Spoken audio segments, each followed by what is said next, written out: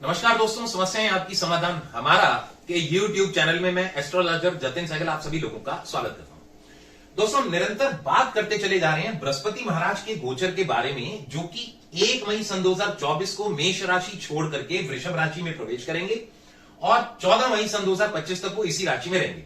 तो विभिन्न राशियों पर इसका क्या प्रभाव रहेगा, इसके बारे में हम बात कर रहे हैं। तो दोस्तों, अब बारी है मीन राशि के जातकों के लिए। मीन राशि के जातकों के लिए बृहस्पति महाराज का गोचर उनके 3rd हाउस में आ रहा है। दोस्तों, बहुत से विद्वान गण ऐसा बोलते हैं कि जहां पर बृहस्पति महाराज बैठते हैं वहां पर वो खराब करते हैं और जहां पर वो देखते हैं अच्छा करते हैं। हालांकि मेरा ऐसा मानना है कि बृहस्पति महाराज एक नेचुरल बेनिफिक प्लैनेट है और सबसे बड़ी बात है वो अच्छा ही करते हैं। इसके अलावा क्योंकि वो विशाल प्लैनेट है तो होता क्या कि उस हाउस को ना वो एक्सपैंड करते हैं। तो जब कभी भी हमें किसी भी हाउस को एक्सपैंड करना है तो एफर्ट तो लगेंगे। शायद यही एक रीजन था जिसके कारण वो बोलते थे कि जहां पर वो बैठते हैं वहां पर वो खराब करते हैं। तो मीन राशि के जातकों के लिए उनके 3rd हाउस में बृहस्पति महाराज का गोचर, क्योंकि वो कम्युनिकेशन हाउस होता है, तो आपकी कम्युनिकेशन स्किल्स मीन राशि के जातकों की बहुत बढ़िया रहेगी। यदि वो कुछ कम्युनिकेशन या उससे रिलेटेड कुछ काम कर रहे हैं तो उसके लिए भी बहुत बढ़िया रहेगा। छोटे भाई बहनों का होता है तो थोड़ा सा, क्योंकि बृहस्पति महाराज एक टीचर के समान है, तो छोटे भाई बहन थोड़े से इगोइस्टिक रह सकते हैं। उनसे आप वाद विवाद में मत पड़िए, बेटर रहेगा चुप रहिए, ज्यादा बेटर रहेगा। इसके अलावा दोस्तों, करेज हौसले का होता है, तो आपका जो करेज हौसला है ना वो काफी हद तक बहुत बढ़िया रहेगा और आप बड़े बड़े डिसीजंस ले पाएंगे और अपने कम्युनिकेशन से लोगों का दिल जीत पाएंगे। इसके अलावा दोस्तों, बृहस्पति महाराज की 3 दृष्टियां होती है, 5वीं, 7वीं और 9वीं, यानी 1 2 3 4 5। बृहस्पति महाराज की 5वीं दृष्टि उनके 7th हाउस पे आएगी। तो 7th हाउस हमारे स्पाउस हाउस होता है। तो अगर आपका विवाह नहीं हुआ अब तक तो विवाह होने की संभावनाएं बन जाएंगी।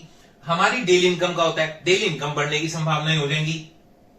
इसके अलावा बिजनेस पार्टनर का भी होता है, यदि आप बिजनेस पार्टनर चाहते हैं नया वो मिल सकता है, या पहले से बिजनेस पार्टनर के साथ कुछ वाद विवाद की स्थितियां हो रही थी तो वो सॉल्व हो जाएंगी। यदि हस्बैंड वाइफ रिलेशन में भी कहीं ना कहीं कुछ वाद विवाद की स्थितियां थी तो वो भी दूर हो जाएंगी। इसके अलावा दोस्तों, बृहस्पति महाराज की 7वीं दृष्टि उनके 9th हाउस में। 9th हाउस हमारे लॉन्ग ट्रेवल्स का भी होता है, तो हो सकता है काम के सिलसिले में आपको कुछ लॉन्ग ट्रेवल्स भी करने पड़े। भाग्य का भी होता है, भाग्य आपका उदय होगा।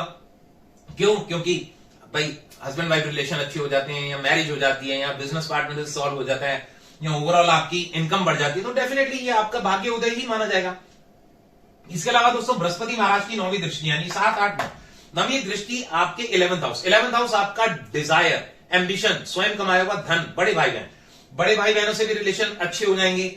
इसके अलावा एम्बिशन आपका पूरा होगा। जैसे कई बार होता है ना कि लव मैरिज इन्हीं से करनी थी, अब तक अड़चन रुकावट आ रही थी, तो वो लव मैरिज होने की संभावनाएं बन जाएंगी, क्योंकि स्पाउस हाउस में भी दृष्टि है, यानी यहाँ पर 5वीं, यहाँ पर 7वीं, यहाँ पर 9वीं, तो उसमें भी बढ़िया हो जाएगा। प्लस वाद विवाद आपका पार्टनर से भी सॉल्व होगा, डेली इनकम बढ़ेगी, तो आपका स्वयं, क्योंकि ये 11th हाउस स्वयं कमाए हुए धन का भी होता है, तो आपका स्वयं कमाया हुआ धन भी बढ़ेगा। यानी अगर ओवरऑल में देखा जाए तो मीन राशि के जातकों के लिए ये बृहस्पति का गोचर शुभ फल ही लेकर के आ रहा है।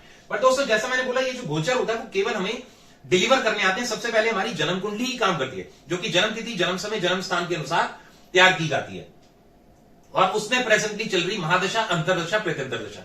यदि वो पहले से बहुत अच्छे नक्षत्रास में है, बहुत बढ़िया, तो हमारे को अच्छे रिजल्ट्स मिलते हैं। बट यही अगर वो नेगेटिव इंपैक्ट देने वाली चल रही है, दशाएं हमारी पॉजिटिव नहीं चल रही, यानी उसका स्टार लॉर्ड, सब लॉर्ड, सब लॉर्ड कॉम्बिनेशन बढ़िया नहीं है, तो हमारे को उतने बढ़िया रिजल्ट्स नहीं मिल पाते। पर दोस्तों, जैसा मैंने हमेशा बोला, ज्योतिष कभी भी डराने के लिए नहीं बनाया गया है। एक चीज हमेशा से बोलता है और बोलता रहूंगा कि astrology is a divine science, no one can change your destiny, but yes you can balance the things. यानी ज्योतिष एक दिव्य विज्ञान है, भाग्य आपका कोई नहीं बदल सकता, परंतु हाँ, आप अपने जीवन में होने वाली घटनाओं को थोड़ा संभाल अवश्य सकते हैं पॉजिटिव कर्म करके।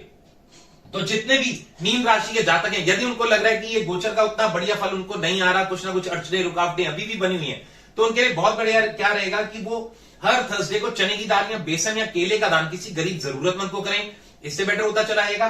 प्लस मकई, जिसको हम मेज या कॉर्न भी बोलते हैं, डेली अगर पक्षियों को डालना शुरू करेंगे तो और भी बेहतर होता चला जाएगा। बाकी मेरी शुभकामनाएं मीन राशि के जातकों के साथ है। इसी के साथ मैं अपनी वाणी को विराम देता हूं। मैं एस्ट्रोलॉजर जतिन सहगल, समस्याएं आपकी समाधान हमारा YouTube चैनल। धन्यवाद।